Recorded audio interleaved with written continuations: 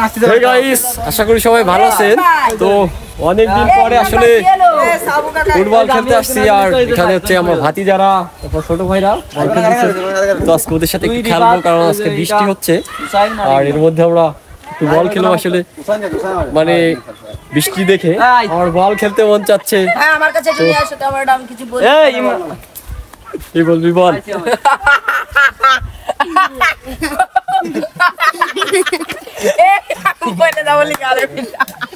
আসলে ছোট ভাইদের সাথে একটু বল খেলবো আজকে তো কি কি করি সবই দেখাবো, সাথেই থাকুন। তো বন্ধুরা বলতে না বলতে এই ফুটবল খেলাটি শুরু হয়ে গেল।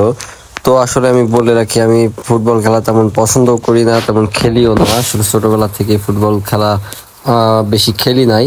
তো এরপরে হচ্ছে আমরা যখন ছোট ছিলাম তখন খেলতাম, বাট আমার ফুটবল খেলার প্রতি নেশা নেই। আমার সব ছোটবেলা থেকেই ক্রিকেটের প্রতি অনেক নেশা এবং দুর্বলতা। ছোটবেলা থেকেই বেশি ক্রিকেটই খেলতাম, বাট ফুটবলটা খুবই কম খেলা হতো, এই কারণে হচ্ছে অনেক কম পারি ফুটবলটা।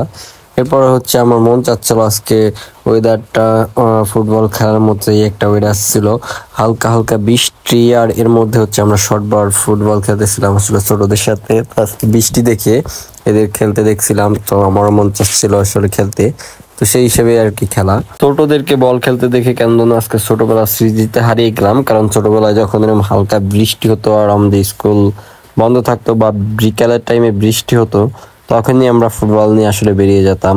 আমি সাব্বির রহমত সবুজ যারা হচ্ছে আমরা একসাথে বড় হয়েছি, একসাথে চলাফেরা করছি সবসময়। তো আমরা তখন হচ্ছে এরকম বৃষ্টি হলেই আমাদের যদি স্কুল বন্ধ থাকতো বা ছুটির দিন হতো, সো আমরা তখনই ফুটবল নিয়ে বেরিয়ে যেতাম। তো এই স্মৃতিগুলো আজকে মনে পড়ে গেল আসলে এদের খেলা দেখে।